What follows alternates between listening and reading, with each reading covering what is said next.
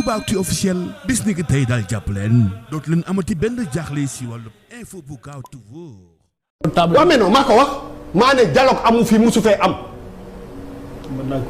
ay dóor la ay prétexte la pour régler des problèmes politiques maa ko wax. Un président qui part dans 40 jours on n'a pas besoin de dialoguer avec lui on a besoin qu'il organise une élection présidentielle lan la ñu bëgg qu'est-ce qu'on veut on peut pas vouloir mënuñu bëgg dara ak contraire am conseil constitutionnel la ñu wax jusqu'à preuve du contraire ils n'ont pas laajuñu pour ñu reprendre processus bi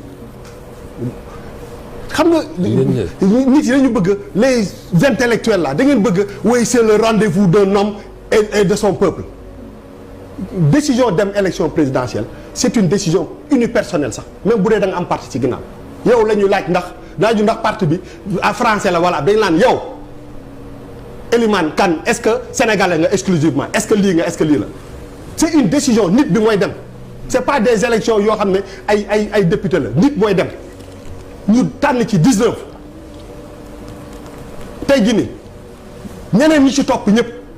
damay lim Karim Wade Ousmane Sonko Bougane Gueye Dany keneen ak keneen pour ne pas citer tout le monde ñëpp ñoo Bouba Ndour mi ñoo yem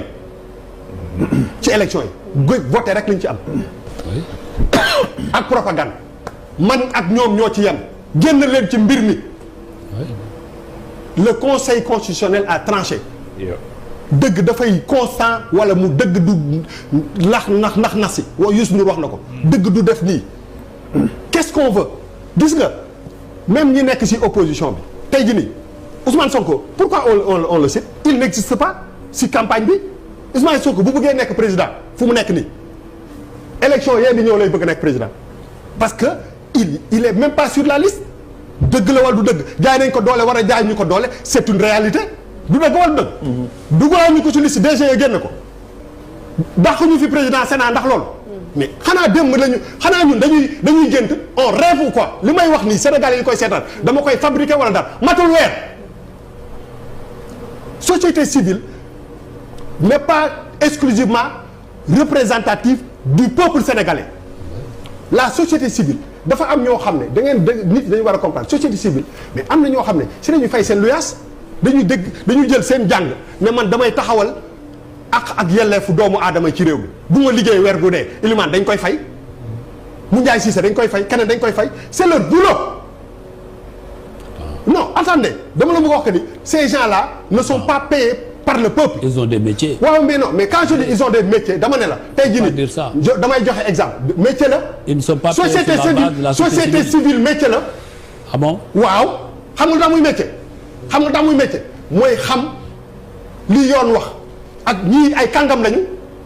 mënoon nañ dem liggéey ci kii internationaux yi ñu jékki-jékki ñun man damay créer benn affaire boo xam ne dafay surveiller démocratie buy surveiller démocratie nga am 20 personnes yu liggéey sa bureau doo leen fay bu weer bi dee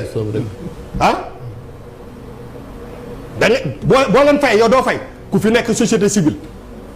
jël sa temps yëpp def ko ci te joxe woo dépense bu yàggee sa jabar ne la doo dugg ci kër gi wala ñu couper sa courant tout le monde ku nekk da nga am rôle dans la vie moi je peux dire que man liggéey lii may def ni amuma ci kenn fayuma kenn neexaluma kenn bokkuma ci parti bokkuma société civile sama yoon nekku si je n'ai rien awma dara lu may keneen je suis un homme libre mais arrêtez il faut que les gens yi ñu waxante dëgg élection la ñu wax élection yi 19 yi ñu jàpp ñeneen ñi tooñ nañ leen nag ñàkk leen tooñ nañu wax ak conseil constitutionnel bi nga xam ne jël na décision conseil constitutionnel soit dañ koy gëm wala ñu bañ ko gëm ñeneen ñëpp ci tuus bi ñoo mën a yem yeneen candidats yu ñu retenir yu lépp avec leur frustration ñoo ko mën a yem Youssou Ndour 2012 moo ko mën a yem ndax dañ koo génne keneen ak keneen Bougane Gueye dañ koo génne Ousmane Sonko bokkul ci élection yi Bassirou Diomaye Faye mooy dem donc Ousmane Sonko n'est pas important dans ces élections nen waxante dëgg lan ngeen bëgg wax leen nag 19 candidats yi nga xam ne ñoom la ñu retenir ñooñu bu président Macky Sall doon wax mais na leen gis na leen yéen lan ngeen xalaat ci affaire bi c'est pas du dialogue coup de fil sax mën na koo régler wala benn réunion bu ndaw ñëpp toog mu jël 2 heures de temps mais un problème aussi énorme ne se règle pas lundi mardi c'est bon ñu régler ko mais on parle d'un pays même réew la ñuy wax réew réew bu amul président la ñuy wax ñu ne bon lundi entre lundi ak mardi donc dinañ ko régler après ñu am c'est comme si affaire dañ koy rabasquer lan moo ñu indi ba fii après balaa may dee rek ku ne génn wéy décret bii di teg ay affaires yi élection yi Karim Wade bokku ci Ousmane Sonko bokku ci ñeneen ñan Bougane Gueye Dany bokku ci ñëpp ñi nga xam ne demoon nañu parrainage Abdourahmane Diouf bokku ci ñu recalé nañu bàyyi ba beneen quel que soit argument yu ñu am mais li ñun le peuple sénégalais xam lu ñu intéressé conseil constitutionnel bi nga xam ne moom mooy garder moom mooy protéger suñu constitution ñooñu mu tànn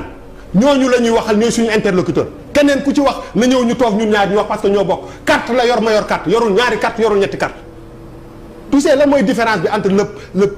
directeur général et le planton ci élection benn carte la yor planton bi benn carte la yor